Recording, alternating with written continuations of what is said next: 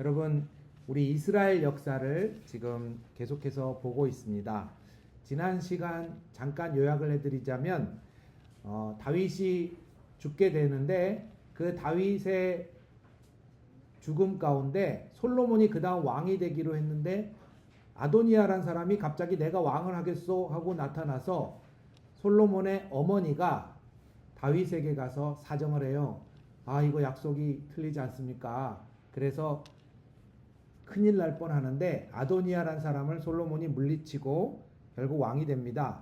그래서 솔로몬에게 기름을 부어서 왕이 되는데 다윗은 지금 너무 늙었어요. 너무 늙어서 이제 다윗이 마지막 죽기 전에 솔로몬에게 이야기를 하는 장면이 여러분이 읽으신 장면입니다. 사실 쿠데타라는 말을 아시는 분도 있고 모르시는 분도 있을 텐데 솔로몬이 왕이 되는 것은 그렇게 쉽지 않았습니다.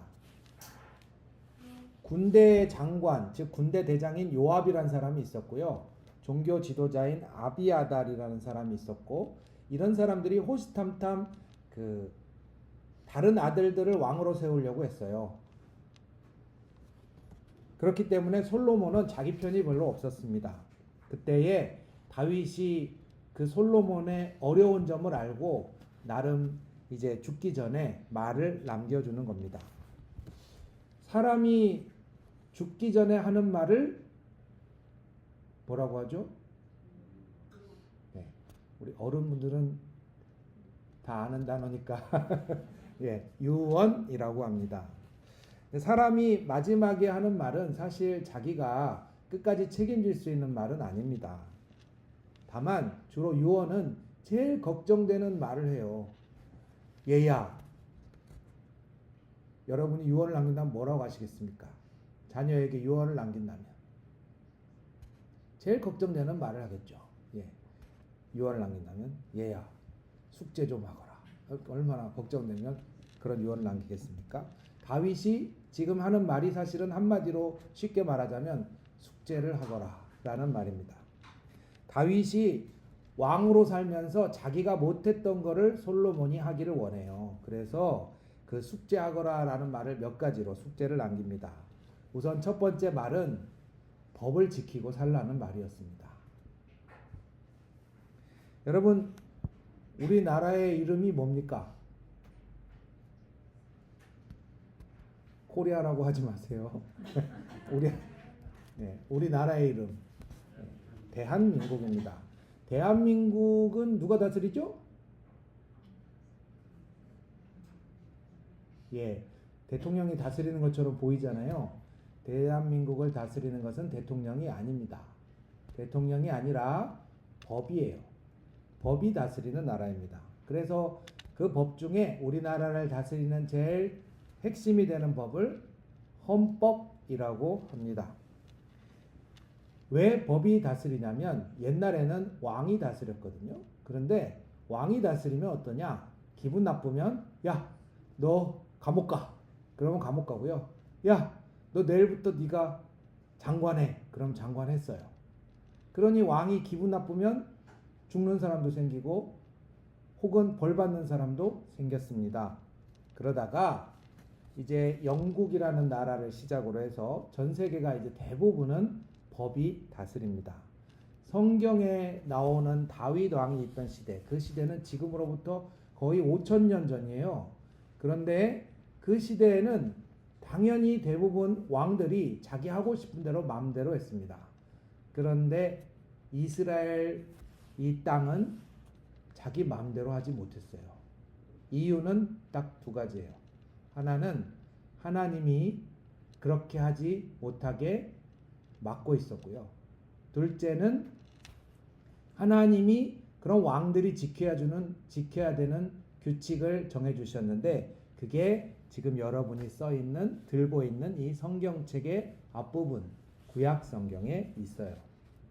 그게 여기 나오는 법도, 율례 이런 말로 어렵게 쓰여 있지만 사실은 법대로 하라라는 말입니다.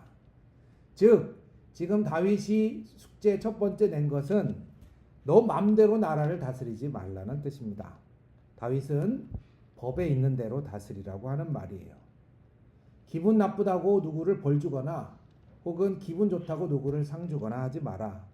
혹은 정치적인 이익에 따라서 누구의 자리를 올리거나 내리거나 하지 말라는 말과 같습니다. 그리고 신명기에는 그 법의 내용이 아주 자세하게 적혀 있는데 그 내용을 요약하자면 이래요. 왕은 높은 자리에 있다고 마음대로 하는 사람이 아니다. 사람들이 살기 좋도록 섬기는 사람이다 라는 것이 성경에 나오는 법이었어요.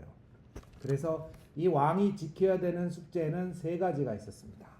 첫 번째, 금과 은을 너무 많이 집에 두지 마라. 왕이 돈이 많아지면 그 돈은 누가 낸 거예요? 세금이죠. 네. 사람들로부터 돈을 뺏어가지 말라는 첫 번째 숙제가 있었어요. 그리고 두 번째, 너는 말과 군대를 너무 많이 갖지 말라라는 두 번째 숙제를 해줬어요. 다른 나라에 쳐들어가는 군대 어때요?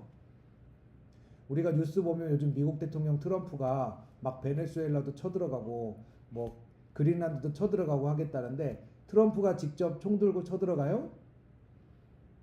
아니죠? 뉴스 보시면 아시겠지만 군인들이 쳐들어가요. 그런데 우리는 군인들이 쳐들어가는 걸 너무 당연하게 생각하지만 사실은 그 군인들은 누구네 집에 아들이 군대 간 거예요. 그렇죠? 그 아들, 누구네 집에 귀한 아이가 커서 군대를 가서 총을 들고 다른 나라에 쳐들어가는 거란 말입니다. 군대에 가서 사람이 큰일 날 수도 있잖아요. 바로 그걸 하나님은 뭐 엄청나게 싫어했어요. 그래서 두 번째는 군대와 무기, 말을 절대로 특히 공격용 무기를 많이 갖지 마라 라고 해서 이걸 한마디로 군말을 많이 키우지 말라는 내용을 적어놨어요. 자기가 전쟁하고 싶다고 백성을 죽이지 말란 뜻입니다. 셋째로 부인을 너무 많이 두지 마라. 이거는 이제 잘못 이해하면 너는 부인 한 명만 두고 살고 다른 여자와 결혼을 더 하지 마 이렇게만 이해하실 수 있는데 그거보다 더 깊은 뜻이 있어요. 그게 뭐냐면 많은 사람과 결혼을 하면 어떻게 되냐? 우리 가족이 수백 명, 수천 명이 되겠죠. 그러면 우리 가족이 수백 명, 수천 명이 되면 그 가족들이 원하는 걸 다 해줘야 돼요. 예를 들어 나의 첫 번째 부인이 나는 저기 이제부터 그 지하철 요금 내는 사람 돈은 다 제 통장으로 그냥 바로 보내주세요. 꼭이요. 이렇게 하면 해줘야 되고요. 이제부터 나는 보석을 우리나라 사람들이 집에 있는 보석은 다 저한테 바치라고 하세요. 꼭이요. 그럼 또 해줘야 돼요. 그래서 세 번째가 너무 많은 가족, 특히 부인을 두지 말라라는 이야기를 적어놨어요. 세 가지 숙제. 기억하십니까? 예, 기억하지 마세요. 왕만 지키면 되는 거예요. 예, 이 세 가지 숙제를 적어놨어요. 돈 많이 벌지 마라, 돈 많이 뺏지 마라, 전쟁 보내지 마라, 그리고 너무 많은 가족을 두지 마라. 다윗은 이렇게 왕이 되는 솔로몬에게 숙제를 내줘요. 너 마음대로 나라를 다스리지 않아야 잘 된다. 이 내용은 여러분과 관련이 없을까요? 사실은 관련이 있습니다. 다윗이 하는 말은 우선 이렇게 시작합니다. 말만 하지 말고 실천하세요. 말만 하지 말고 실천하라는 말로 시작합니다. 왕만 하는 이야기가 아닙니다. 이것은 우리에게도 아주 중요한 이야기예요. 우리 부모님들은 자녀들에게 이야기하죠. 예배 참석해라. 기도해라. 얘야, 공부 열심히 하고 착하게 살아라. 자녀들은 그게 필요하다는 걸 모르지 않습니다. 그러나 신앙의 가장 중요한 부분, 우리는 어른들이죠. 어른들이 물려줘야 될 것은 신앙인으로서 우리 어른들은 화가 났을 때 어떻게 하는가? 신앙인으로서 우리가 지나가다가 가난하고 어려운 사람들을 만나면 어떻게 하는가? 때로는 우리가 돈이 없고 힘들게 살 때 과연 우리는 뭐가 더 소중하고 누구를 의지하는가? 사실은 자녀에게 물려줘야 될 신앙의 유산의 핵심은 삶입니다. 우리의 입에서 나오는 어른들의 입에서 나오는 말을 그대로 따라하는 것이 아니라 어른들이 사는 것과 똑같이 살라고 하는 것이 바로 신앙의 유산입니다. 다윗이 말하는 것이 바로 그분입니다. 말만 하지 말고 살아라. 오늘 함께 예배드리는 자녀분들과 부모님들 모두 우리는 말만 하지 말고 살아야 될 책임이 있는 것이죠. 여러분의 삶을 여러분의 자녀가 그리고 여러분의 자녀가 누리는 기쁨을 여러분의 부모가 함께 누리는 가정이 되시기를 바랍니다. 그리고 아까 제가 처음에 말씀드렸지만 너 하고 싶은 대로 마음대로 하지 말라는 것이 아주 귀한 교훈입니다. 제가 헌법이 우리나라를 다스린다고 했죠? 대통령도 우리나라를 마음대로 못 다스립니다. 그 헌법에 보면은 그 헌법에 1조 2항이 있습니다. 1조 1항은 대한민국은 민주공화국이다고요. 1조 2항이 있습니다. 우리의 모든 힘, 우리나라를 다스리는 모든 힘은 누구로부터 나온다? 국민이 갖고 있습니다. 라는 헌법의 조항이 있습니다. 이걸 알고 나면요, 대통령도 공무원도 겸손해집니다. 내가 갖고 있는 게 대통령이라서 힘이 있는 게 아니고, 내가 갖고 있는 게 장관이라서 힘이 있는 게 아니고, 모든 건 국민이 준 거야. 라는 거를 헌법이 가르쳐 주잖아요. 다윗이 지금 솔로몬에게 가르쳐 주는 게 그겁니다. 너 맘대로 하지 말라라는 말의 또 다른 뜻이 뭐예요? 너가 갖고 있는 모든 건 네 능력으로만 되지 않아. 여러분이 버는 돈과 여러분이 공부해서 얻는 성적이 다 여러분의 실력만으로 된 것 같죠? 사실은 많은 사람들이 함께 도움으로 이루어진 열매입니다. 그것을 아는 사람은 영적으로 지혜로워지고 성숙해지고 겸손해지겠죠.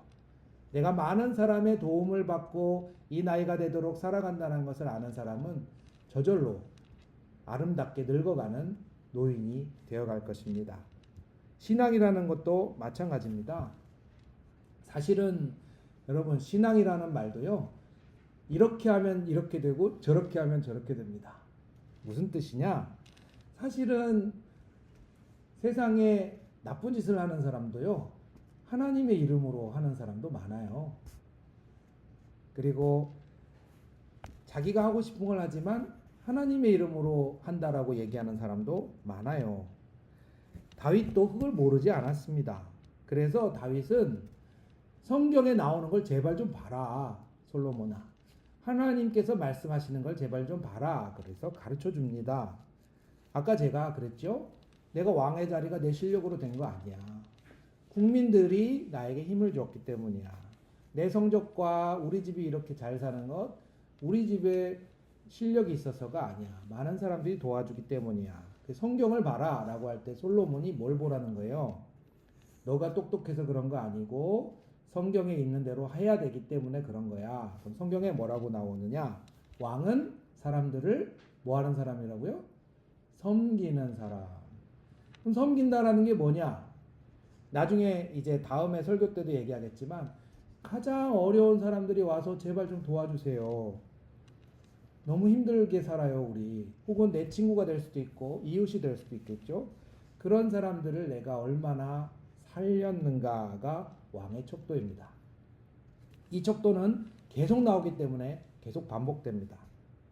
불쌍한 사람들이 우리나라 안에 사는데 그 사람들이 야, 우리나라 진짜 살기 못 살 것 같아. 진짜 너무 나쁜 나라야 이러면 그 왕은 나쁜 왕인 거예요.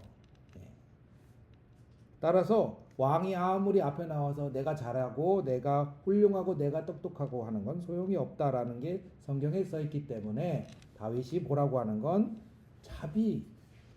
제발 좀 성경 속에서 자비로움을 봐라라는 평가의 기준을 제시합니다. 그래서 그 자비를 첫 번째로 제시했다면 왕이 되는데 꼭 필요한 게 또 하나가 있어요. 되게 길게 얘기했지만 뒤에 뭐가 나오냐? 다윗은 나쁜 짓을 한 사람들에게 벌을 주라고 명령합니다. 여러분들 이 성경을 읽으실 때 딱 하나 단어 좀 이해가 안 가시는 게 스올이라는 말일 텐데요. 이 스올이라는 말은 죽은 사람이 가는 세계를 말하는 성경 속의 단어입니다. 여기에 제발 그 사람들에게 꼭 벌을 줘! 라고 하는 사람들이 있어요. 우선 시므이라는 사람이 등장합니다. 이 사람은 왜 벌을 줘야 되느냐? 다윗이 반란 때문에 도망가게 됐어요. 도망가서 제발 좀 도와주십시오. 가장 어렵고 힘들 때 시므이라는 사람이 나타나서 그 다윗을 저주합니다. 아유, 꼴 좋다. 잘 됐다. 그리고 다윗은 솔로몬의 자리를 위협하는 군대와 종교 지도자들을 모두 기억했다가 처벌하도록 유언을 남깁니다. 사실 다윗이 꼭 좋은 것만은 아니에요. 이게 성경의 또 다른 점이거든요. 모든 대부분의 역사는 왕이 엄청 똑똑하고 위대하다고 그립니다. 우리나라에도 그 왕들 조선왕조실록이 유명해진 것 중에 하나는 무조건 좋은 것만 쓰지 않았기 때문이에요. 왕이 잘못한 것도 다 썼기 때문에 우리나라 실록이 아주 좋은 역사인 겁니다. 성경도 마찬가지입니다. 다윗은 지금 얘야 솔로몬아 너 나중에 이 사람들 기억해서 꼭 벌을 줘 라고 하는데 그 사람들이 뒤에 있는 이야기가 숨겨진 이야기가 하나 있습니다. 첫 번째 숨겨진 이야기가 뭐냐면 사실 시므이는 사울 왕가의 유일하게 남은 후손이에요. 사울 왕가에 있는 후손이 살아났다가는 나중에 왕이 된다고 할 수 있기 때문에. 두 번째, 혹시라도 반란을 일으킬 수 있는 사람들을 벌하도록. 다윗이 갖고 있는 성품은 사실은 얘야 자비하거라 하지만 전쟁을 좋아하는 왕이었어요. 그래서 많은 사람들의 피를 흘렸어요. 다윗이 생각할 수 있는 방법이 피를 흘리는 방법이었기 때문에 지금 솔로몬에게 피를 흘리라고 이야기하는 것을 그대로 역사에 적어놨습니다. 성경은 사람을 그렇게 그래요. 아무리 왕일지라도 한계가 있어요. 영광만 있는 게 아니라 그림자도 있고 흑역사도 있습니다. 그리고 우리는 그것을 자꾸 들여다보도록 가르쳐 줍니다. 여러분에게도 저에게도. 제가 강단에 서 있다고 이것이 하얗다고 제 모든 삶이 하얗지 않겠죠. 저에게 이 뒤에 많은 흑역사가 있고 제 자신을 돌아봐야 될 때가 있습니다. 그리고 그것을 돌아볼 때 비로소 완성이 됩니다. 내가 나를 점점 알아가는 것이죠. 성경 속에서 그 위대하다고 칭찬받는 다윗조차도 사실은 한계가 있고 모자란 점이 많습니다. 솔로몬에게 너는 너를 괴롭힐 사람들을 꼭 죽여야 돼. 그 사람들을 복수하고 싶으면 반드시 복수해야 돼 라는 말을 남겨두는데요. 이것이 나중의 역사에서는 계속되는 복수의 끝없는 고리가 되고 맙니다. 우리는 오늘 이 말씀을 같이 나눴습니다. 사람들을 섬기는 것, 그리고 사람들에게 자비를 베푸는 것, 솔로몬은 앞부분에서는 그대로 하거든요. 다음 시간에 유명한 솔로몬의 재판이 나오지만 앞부분에서는 그 말을 잘 지켜서 유명하게 잘 따라갑니다. 그렇지만 겸손이라는 것이 오래 가지 않습니다. 점점 나이를 먹어감에 따라 우리가 갖고 있는 겸손과 우리 자신을 돌아보는 눈이 어두워져 가는 것을 솔로몬을 통해 여실하게 보여줍니다. 영광교회 성도 여러분, 저도 가끔씩 생각하는데 왜 예배가 매주 있을까요? 혹은 왜 기도하는 사람들은 쉬지 않고 매일 기도하라고 이야기할까요? 우리가 끊임없이 우리 자신을 많이 돌아볼수록 솔로몬조차도 발을 잘못 디딜 수 있는 삶의 여정을 하나님 앞에서 잘못 가지 않도록 끊임없이 돌아보는 시간이 되라고 하나님이 여러분을 그렇게 자꾸 부르시는 것이 아닐까 생각해 봅니다. 제가 나눠드린 종이 이 성경 종이에는 밑에 맨 마지막 문장이 있습니다. 이 문장을 함께 읽고 예배 설교를 마치겠습니다. 같이 맨 밑에 있는 줄의 문장을 같이 읽어보겠습니다. 설교를 듣는 자리만이 아니라 설교를 하는 사람의 자리에서 길을 만들어가는 예배자. 여러분들이 낸 길로 여러분들의 자녀가 걸어가기를 축원합니다. 같이 기도하겠습니다. 하나님, 저희들이 함께 예배를 드리면서 저희들의 삶을 돌아봅니다. 저희들이 말로만 끝나지 아니하고 저희들의 삶의 실천이 많아지기를 기도합니다. 혹은 바로잡아야 되는 것이라면 용기 있게 바로잡을 수 있는 한 주가 되기를 주님 도와주세요. 저희들이 함께하는 사람들과의 관계도 하나님과 함께 말씀과 함께 비춰보면서 갈 수 있도록 주님 도와주세요. 예수님 이름으로 기도합니다. 아멘.